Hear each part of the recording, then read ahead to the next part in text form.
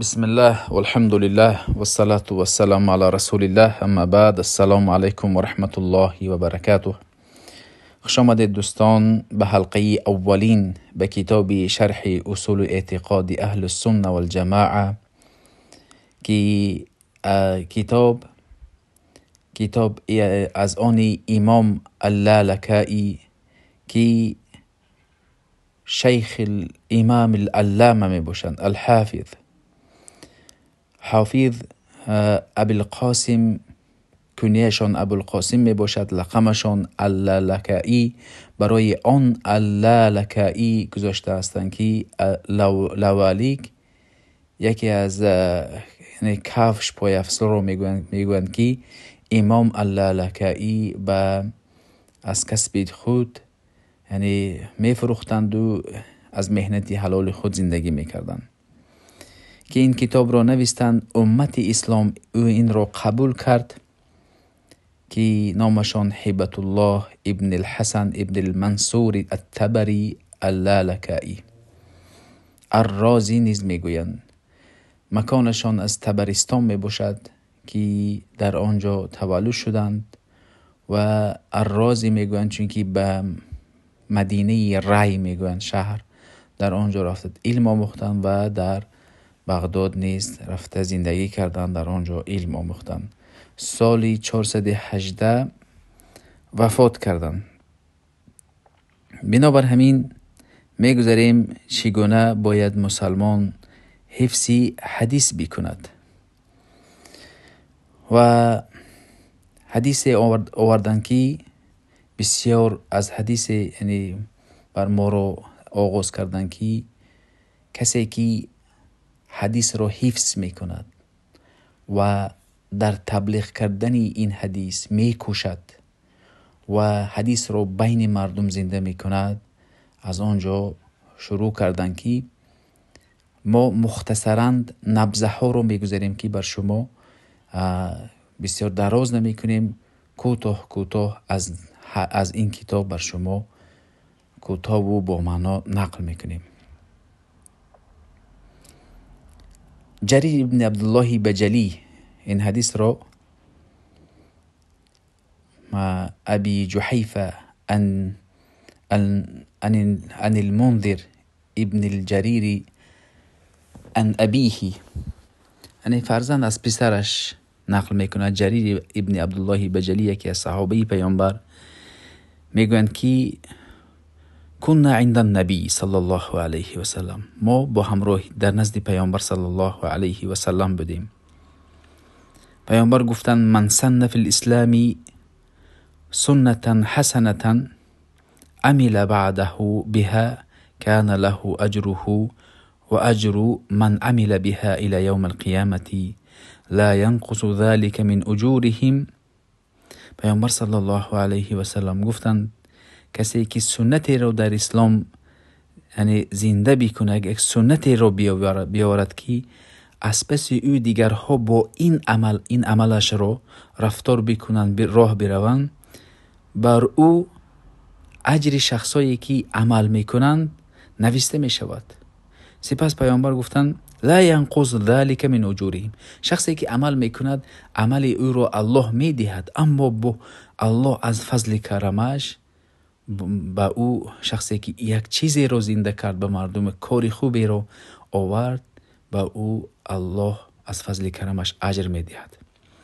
مثلا در یک جا سنتی پیامبر زنده از بین رفته بود، رفت مثلا به مردم گفت که وقتی که هدیه از یک دیگر کاری خیر میبینید بگوید جزاکم الله خیرا و ایاکم، که بین مردم این نیز رفته است. بسیار ما از کسی یاری ما رو کسی یاری میکند، ما میگیم که رحمت، اما میگیم ما پیامبر صلی الله علیه و سلم چی میگفتن؟ یک کس یاری یک دیگر بکن جزاکم، یاری گرفته میگفت که جزاک الله خیرا و شنیده و ایاکم و بر شما میگفت.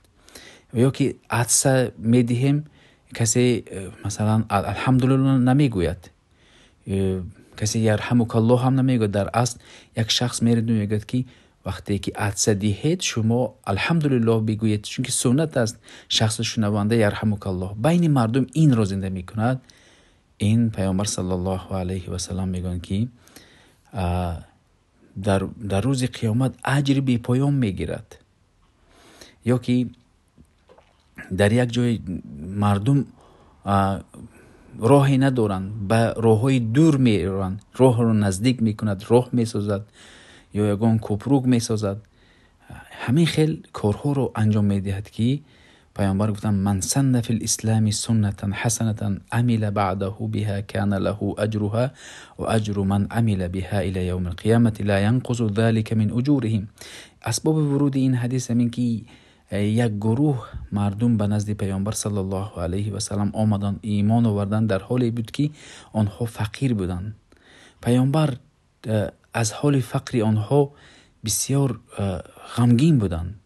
سپس همچنان از سیمای پیامبر دیده میشد که مردم مدینه رو پیامبر با این رفتارشون دعوت کردند که یعنی صدقه بکنند تا که این مردم فقیر حاجت یعنی بی‌نیاز شوند. سپس صحابگان، بعضی صحابگان از پیش خود آوردن صدقه کردند، مال و اموال خیر کردند. پیامبر صلی الله علیه و سلم در این وقت این کار رو گفتن. صدقه رو یک شخص صدقه میکند، دیگر از پسش دیگرش یک نفر دیگه صدقه کار خیر میکند. یک نفر به کار دعوت شروع میکند، دیگر شخص مثلا برای دعوت او سهم گذاری میکند. همچنان این سنت میباشد، سنتی زیبا و سنتی حسن رو زنده کردن میباشد. امروز بعضی شخص ها به کارهای زشت مثلا شروع کنند، از پس او چیکار میکنند؟ یک شخص دیگر میخیزد و به کاری بد او یاری میکند. این چنین به او نیز گناهگار میشود. پیامبر گفتم و من سن فی الاسلام سنتا سیئة عمل بها بعدها كان عليه وزرها وزر من عمل بها الى یوم القیامة لا ينقض ذلك من اوزارهم. پیامبر میگن که هر کسی که یک راهی روشی بدی رو بین مردم زنده میکند، مثلا زناگرخانه، شراب نوشخانه، جاهایی که همین کارهای بد رو زنده میکند، میگویند که کسی که در آنجا شراب نوشید به او یعنی به اون به شخصی همون خانه رو هم منزل رو به شراب خانه بنیاد کردگی یعنی گناه میگیرد. و پیامبر میگه لا ينقض ذلك من اوزارهم، یعنی شخص هایی که گناهکار شدن آنها گناهشان رو میگیرن، اما با زیادتی شخصی که همون کار رو زنده کرد بعد مرگش هم نوشته می شود.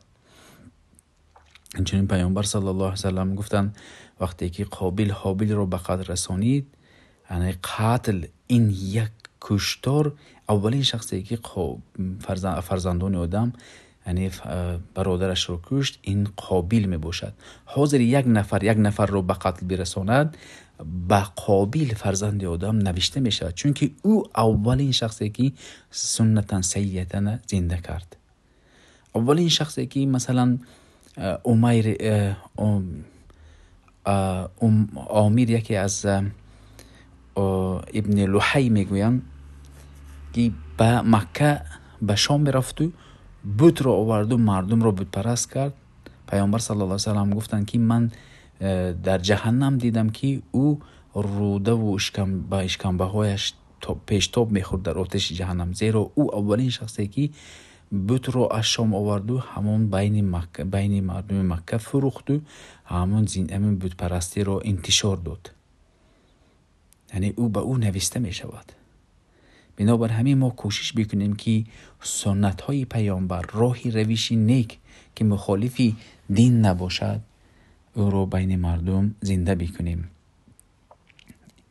این بود درباره که ما باید کوشش بکنیم که سنت ها بین مردم زنده شود.